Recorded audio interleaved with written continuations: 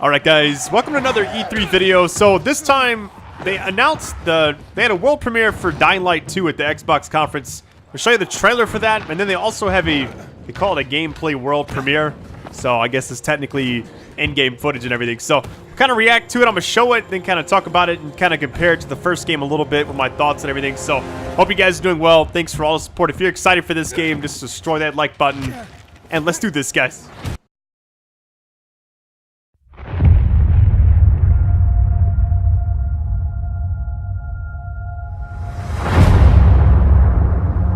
It's been 15 years since the fall. The city is a corpse, and we are the worms. We burrow in it, fighting for every useful piece of land to preserve ourselves from the terrors of the night and the horrors of the day. I know not who can hear my voice. I shall therefore speak a word unto hear. Anyone who dares to steal food will be hanged, and their bodies will be exposed. Every day we rise from dust to choose between bad and worse.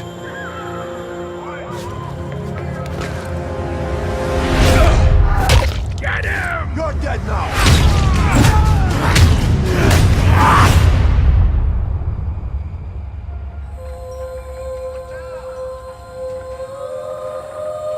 And these choices we take to survive will create the world to come.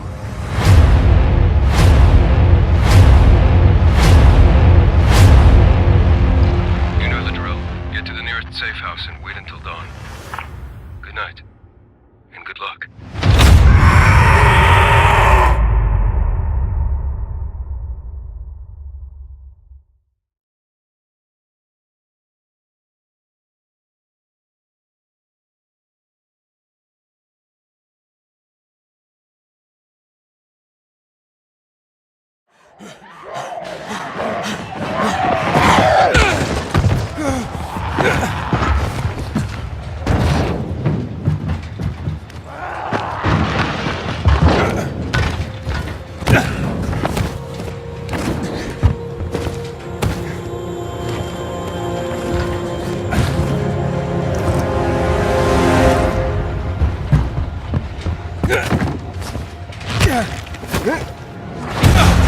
Dying Light 2 features a functioning ecosystem that reacts on multiple levels to the things you do and the choices you make.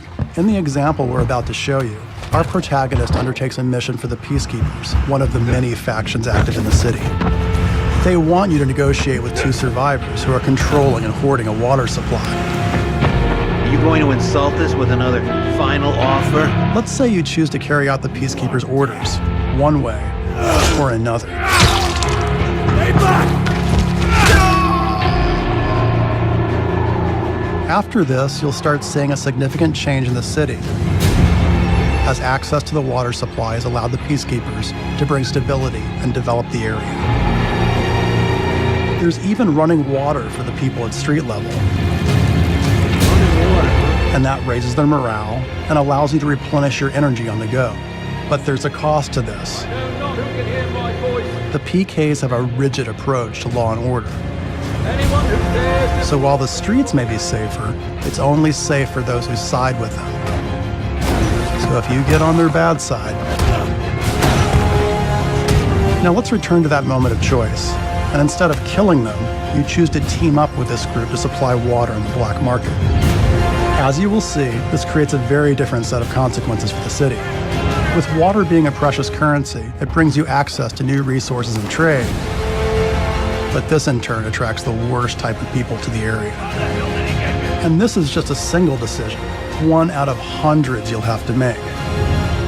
But it allows you to carve out your own world, your own city from the apocalypse. Each player's game experience will be unique. And by the way, this is just what happens in the day. At night, well, things tend to get a lot darker.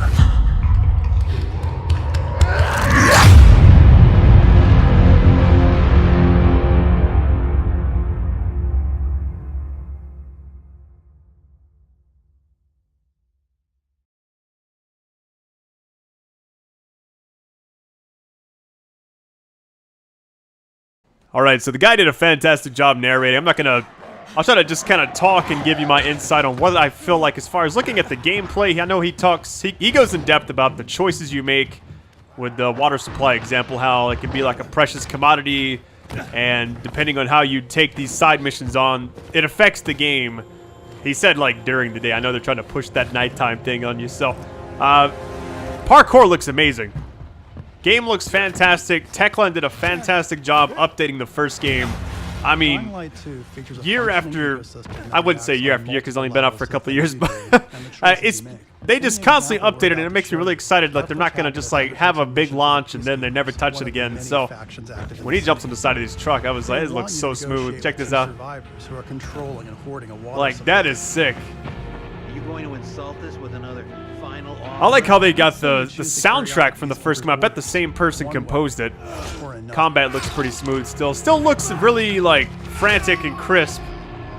So, like, now that you made that choice and killed those guys, he's gonna, like, take you to the example of, you know, many days later. I'm guessing in-game days, not, like, actual playing. But it's pretty cool because you'll see, like, water is just available. And the guy's, like, washing his hands and stuff, and he turns it off.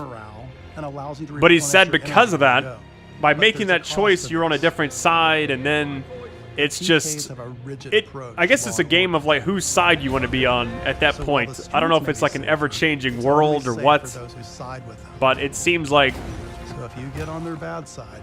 Yeah, so he's talking about them like just. Now let's return to that moment of choice. And instead of killing so it's going to be kind of like, I wouldn't say like Far Cry 5, because that didn't really have a lot of choices you make, but a lot of games coming up will have a lot of choices. So really excited to see where this game goes. I think that weapon looked awesome. So if I'm not mistaken, though, the setting for this just looks, I don't know if it's not in the same area. It looks like it's somewhere else. It allows you to carve out your own world, your own city from the apocalypse. So, okay, I guess referring to Far Cry, so you can do side missions and progress through the story. I'm guessing this might have something kind of like that, where it's you make your own story and then it eventually the main story just happens. Darker. We haven't seen any zombies. There it is. All right, well, with that being said, I'm not sure what else I'll cover. I know that we got the Sony press conference and the Ubisoft one coming up. I may do more videos on anything I saw on Xbox, but I love you guys. I'll check out the comments and see what you'd like me to cover. And take it easy.